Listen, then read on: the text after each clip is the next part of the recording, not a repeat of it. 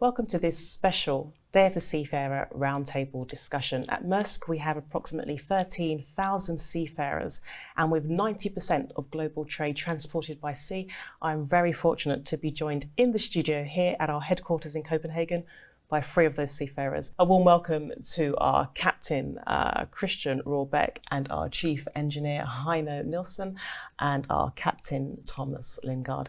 At this table, we have over 90 years of experience at sea, so we are in for a very good discussion. I'm going to start with you, Nielsen. Can you tell us what made you embark on a career at sea?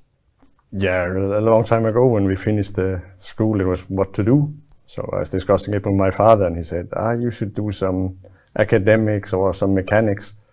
And then we started looking into it and figured out maybe engineer was an option. Then looking, and I applied for being cadet apprentice at Maersk and got it, and started in 1995 and have been there since. So, yeah. Fantastic. Yeah. And here, Captain Thomas, many of us have been following you on the Thank social you. channels. Thank you. And you've been sharing your life at sea, but they might not know where you started and why you began this career choice. I started right after high school. My family has always been sailing boat, and I have also been sailing my little Optimist dinghy. So I love to sail and I love to travel. So I saw this education and thought it was at least a good adventure.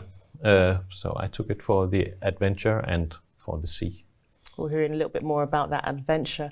But Captain Christian, you have a very impressive career, 37 years. Thank you. Did you always sort of envision sort of a pathway at sea? Can you tell us what made you decide to become a seafarer? When I was younger, I had a dream of becoming a fighter pilot. Oh. But I knew that that's very, very difficult to become. So the backup dream was always going to sea. So I actually spent 37 years living my dream. Wow. And with those 37 years, can you tell us what has been, I guess, the biggest change in the industry over that time? The very large increase in number of vessels at sea, I would say, is because there were not nearly as many ships when I started. I think we had 12 container vessels when I joined Maersk back in 1985. I can't remember the exact number, but we had a fairly few ones. And today there are so many, and they have grown in size. I remember my first ship, that was a 270 meters, and for me it was enormous. Today that's deck cargo. I'm sailing 400 meter vessels now. So sizes have grown, a number of containers have grown immensely over the years. It's just the explosion of, I guess, the global trade as well. And can you tell us what for you has been like the biggest change that you've witnessed across the maritime industry during your time at sea? It's the development of this technology that we've gone from everything mechanical to being more electronically controlled, operated by computers, more or less. So it's been a big change, plus the company has grown a lot.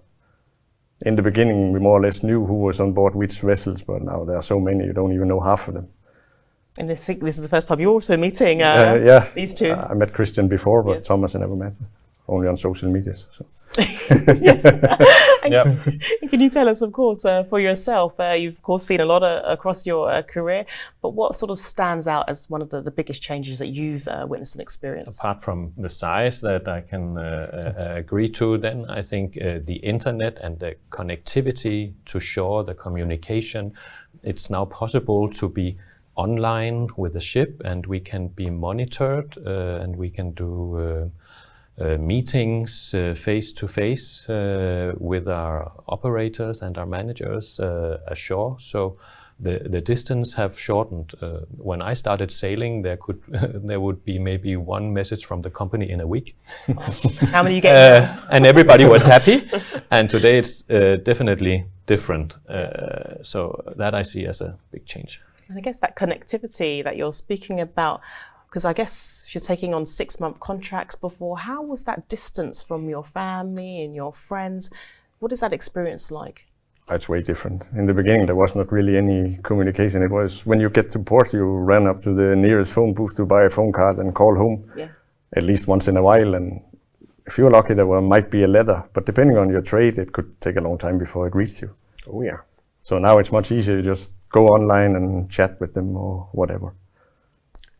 And you recently said you've had a 30 anniversary when it comes to your wedding. So what is it like being away from your family at sea, and what else do you miss in your time when you're on board? Connection with the family, of course. I was so lucky that I actually married a seafarer. Oh. So she knew what she was getting into. She was a chief steward in Maersk, and we met 32 years ago on one of the Maersk ships. That's fantastic. Anniversary day coming up very soon, by the way. But yeah, the difference, when I started sailing as a cadet, we were allowed to write 4 letters, snail mail letters we would call them today, for each port. And I remember once getting a Christmas greeting with a 1-year delay because the mail had got lost somewhere. The difference to today, where you can key in on Messenger and you have a message to your wife across the globe in 3 seconds, of course makes it a lot easier. But I have a wife that's pretty much has a mind of her own, and for us sailors, the wife has complete access to the bank account and everything, because otherwise they can't pay the bills. Yes, the bills have to be paid while we are at sea. Yes. It requires a different type of wives, I would say, or spouses, to actually get married to a sailor, but you only see each other 6 months a year. Yeah. And let's move on to some of your highlights. What has been sort of the most memorable moment for you in your career? Yeah, I know. There's a lot. Can't remember. Yeah, but it's like, I just remember one thing. It's my 30-year birthday on board. Yeah. And at that time I was not married, so tradition in Denmark is when you're not married, they throw pepper at you and make a pepper mill. I know, it's a tradition. It's a tradition, yes. So usually that time we started working 6 in the morning. So when I got out, I was second engineer at that time, so when I got out of my room, there was like this big 200-liter oil drum made into a pepper mill in front of the door, lights and all the crew shouting out there, happy birthday, and throwing pepper. And then I spent half the day cleaning. It was a good moment, a good experience. It's quite fun. And yourself, Captain Thomas, what's been a highlight for you? A really highlight was taking out one of the big new 400-meter Triple E's from the shipyard and raising the Danish flag and the Maersk flag on that. That was in my brand new uniform. That was really a highlight of my career, a big dream come true. That was really big. And after a lot of work, right? Yeah, so of course, a lot of hard work, and then it was a really big moment. It would be very difficult to find, but one of them was the first time we passed 19,000 TEUs on a ship and actually got a world record.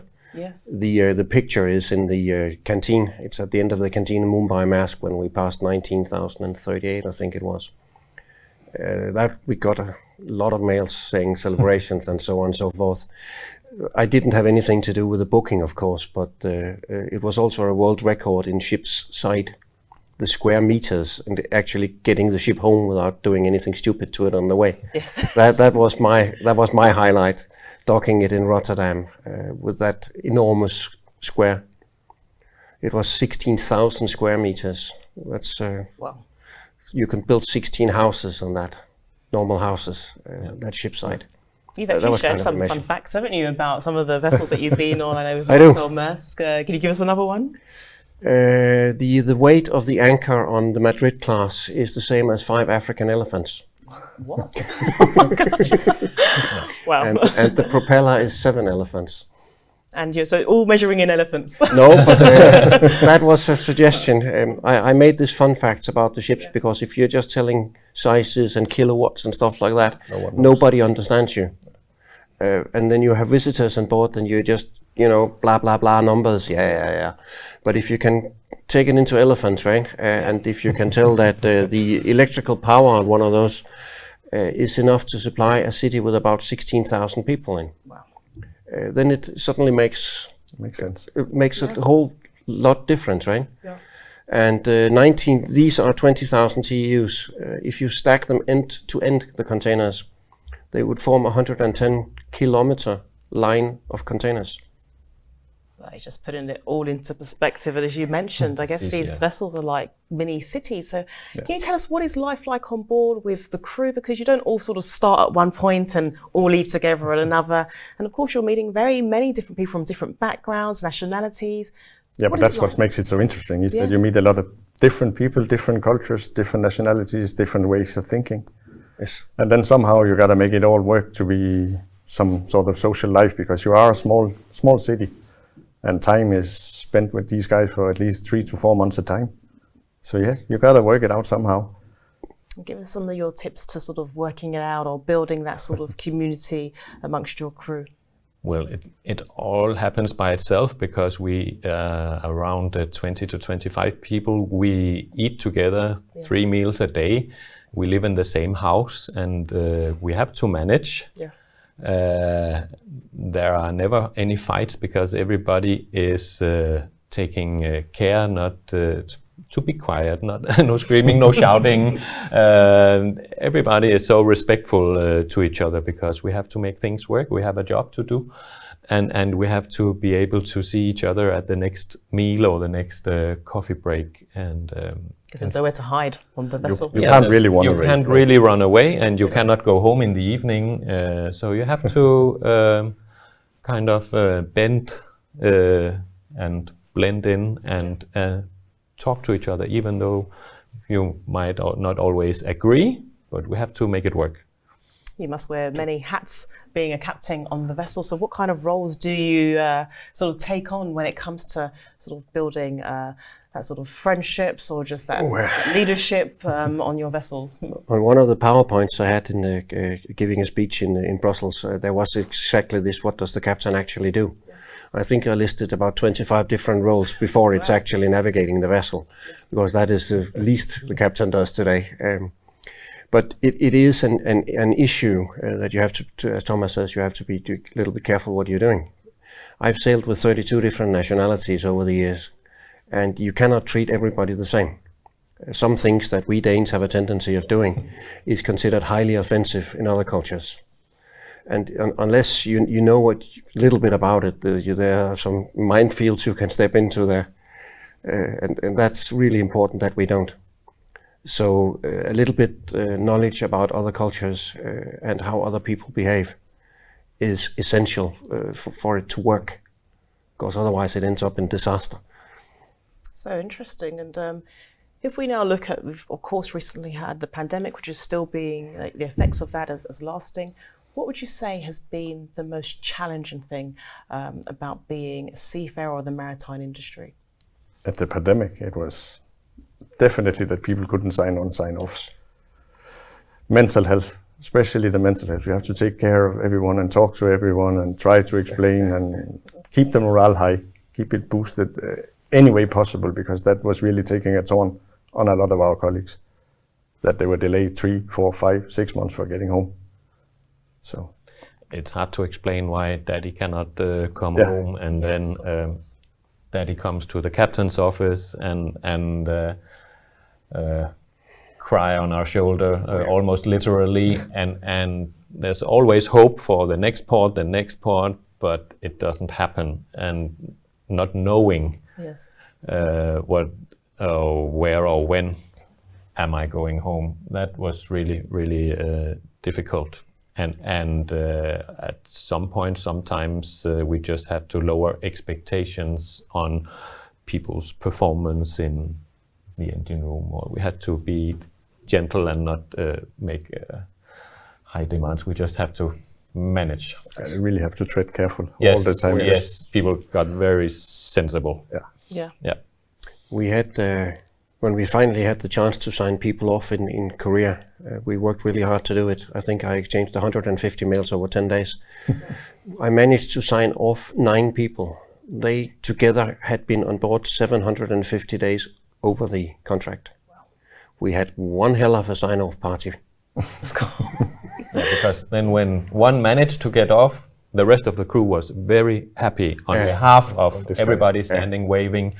So even though maybe you couldn't go home yourself, but just one guy managed, then there was still hope. It's a success. Yes, really. I think also during that time, really seafaring and global trade and logistics came to people's minds, because before, you know, I guess out of sight, out of mind, and with us serving B2B. But now when it comes to transporting those vital medicines, equipment, and then of course hearing the plights when it came to crew change, a lot of the public were just like, whoa, this is what seafaring is. And really we saw about the campaign we had for seafarers are key workers, which continues today. So I'd like to also know, what do you think right now is the most pressing area that needs attention when it comes to maritime? Still, let's not forget the pandemic. Yes. We are okay at the moment. In Denmark, yeah. In Denmark, yes, but it might Still lurking. It's still under the surface in some areas. But apart from that, everybody's talking about decarbonization and the environment and these big issues, I would say. Yeah, the pandemic isn't over.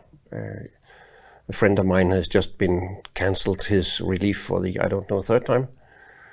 So it still goes on elsewhere. And that is a major issue to get that back online for the not only the mental health of the crew, but also the operations, because people are quitting sea life because of it.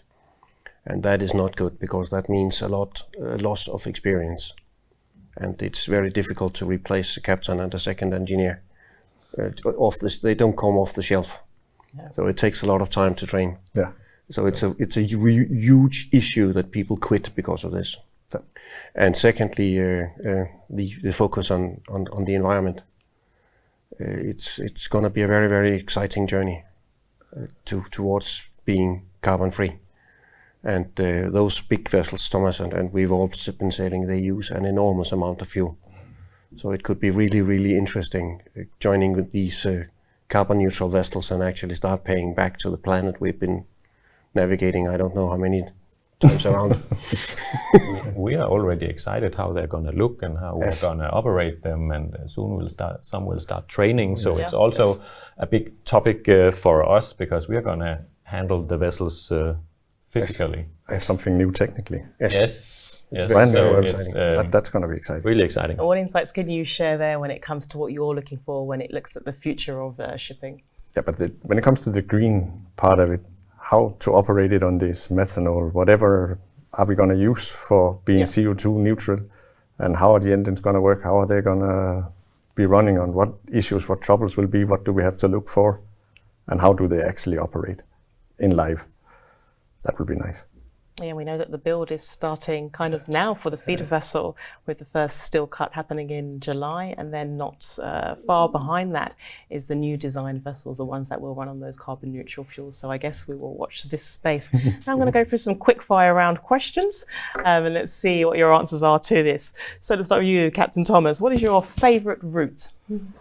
My favourite route is the one I have at the moment. It's the Baltic Sea and the North Sea. So it's Northern Europe, Scandinavia. And especially now in the summertime, it's daylight almost 24 hours up north. Yes. And in fact, there's a lot of beautiful places around here in our close area, and so many beautiful cities in the Baltic, Gdansk, Riga, Klaipėda, and Tallinn, really old, even medieval things you can see there, and fortunately now it's possible to go ashore and explore again. So I'm really looking forward to go back. What has been your most favourite route to take? Same route, the Winter Palace route up here in Baltic Sea is by far the best. Plus the vessels are the best. So. Oh, do you dispute this fact? We'll come to the best vessel class in a moment. What has been your favourite route? I don't have any. I haven't sailed the route that they're talking about, so I can hear that I'm missing out. The route I've been sailing most is Northern Europe to Asia. Yeah. And I don't know if it's a favourite, but I don't really have a favourite route. Tell us, what is your best vessel class? Do you have a favourite there? I think that would be the old S-class, the one this bell comes from. Yes. They were some fantastic vessels built at Lindø shipyard, very high tech at the time when they came out. they handled fantastically. They were so easy to maneuver. Of course, the big ones, the 400 meters twin screws, are also good. They're very, very maneuverable, especially when you get the hang of the twin screws. Yeah. But I would go for the S-Class there, if I have to choose the best one. They were really good. S-Class, not in your one. We got a hint of what your favourite one is. I have two. I have the Windsor Palace where I'm now. They're quite good. They're easy, simple, and in a good trade. And then I used to be on the C&T class on West Africa. Yeah. They're all sold and scrapped now, but they were really good vessels. And yourself, over your time, what has been a vessel class that you've enjoyed? Of course, I enjoy the Venta Maersk I have now. It's ice class vessel. It can go through thick ice. But apart from the Venta, then the Emma class I really love, because it was huge, also 400 meters, but very maneuverable. Yes. The underwater hull is so streamlined and beautiful if ever you get the chance to see a model of it, and it had powerful bow thrusters and powerful stern thrusters. You could do everything with a joystick, even though it was a 400 meter vessel, and really elegant. So that one I love too. Can you tell us what has been the best piece of advice that you've been given about being a seafarer? Yeah, someone once told me, be yourself. And that's the best advice. Just be who you are. Be who you are. Yeah. And yourself? That would be a good question. But I think that would be my first captain. He said to me when I was a very young third officer, always sail like the other idiots at sea also. I understood that one very well. But there's a point to it, because if you anticipate strange maneuvers, you have a tendency of avoiding collisions. So there was actually quite a healthy piece of advice, even though it sounds a little strange. Yeah. One senior captain and my mentor once told me that just keep on sailing in life, then everything will be fine also, whatever life you have ashore. Yeah. Just always go back to sea, things will settle. And somehow, he had been married 3 times. He said, just keep on sailing, just keep on sailing. It will be fine in the end. Just go back to sea. It will settle while you're gone and when you come back. So, okay, and, interesting advice there. And so, any creature comfort, something that you enjoy taking on board? No, not really. You don't need anything? No, as long as, for now, if you need your cell phone, your iPad or whatever to communicate with the family, I think that's the most important. Then of course all your papers, but that's how it is. Or else I don't pack anything special. So. Yeah. Of course you take your cell phone because you are very active on the channels, but is there... of course the phone. Yes. But apart from that, I have a big laminated photo of my husband I put on the wall at first over my bed. So that's important. I would say the same. I don't have anything real. I would say the cell phone again, and then my camera. I take a lot of pictures also. Well, we see many of those on the channels as well. Beautiful. I know, thanks. Yes. I actually came on Instagram to give Maersk pictures because I was told so by our photographer at the time that was the easiest way of doing it. Yes. So that's why I'm on Instagram originally. But yeah, I take a lot of pictures. Yeah. So apart from your current roles, is there another role on the vessel where if you had to take over for 1 week that you would like to do? Let's start with you. Maybe just being an AB. Yeah. Get back to basics and enjoy the physical work and the fresh air and the exercise, because now my work is just sitting in front of a computer doing emails all day. Yes. So for 1 week, I'll just step back and do physical work and make things happen and just follow orders, not giving them. Just say yes, sir. And yourself? Yeah, it will be more or less the same, just a motorman or something without much responsibilities and a lot of physical work, and then, just taking orders instead of giving them. No planning, not so much responsibility, no mails, anything, just... But the true front go and line, fix this, go and do done. this, and get my hands dirty again. Yeah. More Do you miss that part? I still do it, but it would be nice to have it more. Yeah, I ended up being third officer for 14 days also. Oh, because because the third officer got signed off sick. He ended up with kidney stones. Oh, dear. And we couldn't get a reliever because we were on China and pandemics and stuff like that. So I ended up being third officer for 14 days also. That was a kind of interesting. They were teasing me constantly, saying that they have the most inexperienced third officer on board. But it worked. Yeah. Yeah. And we spoke about what advice you received, but what advice would you give to somebody just thinking about embarking on this career at sea? What would you tell them about the role and something to leave them with? Don't be afraid. Just do it. Jump. Hold on. Take it as an experience. It doesn't have to be what you do for the rest of your life, but it is a big experience that you can use in the rest of your life. And also we know from you that as well as being at sea, you're also on our board of directors. Can you tell us a little bit about that role? Yeah, I also tell the young people, you never know what can happen, what a career at sea can lead to. And speaking for myself, I have worked in the office here in Maersk a couple of times, and now I'm so lucky that I've been elected employee member of the board of directors in Maersk. So suddenly I have a totally different perspective of what's going on in our business.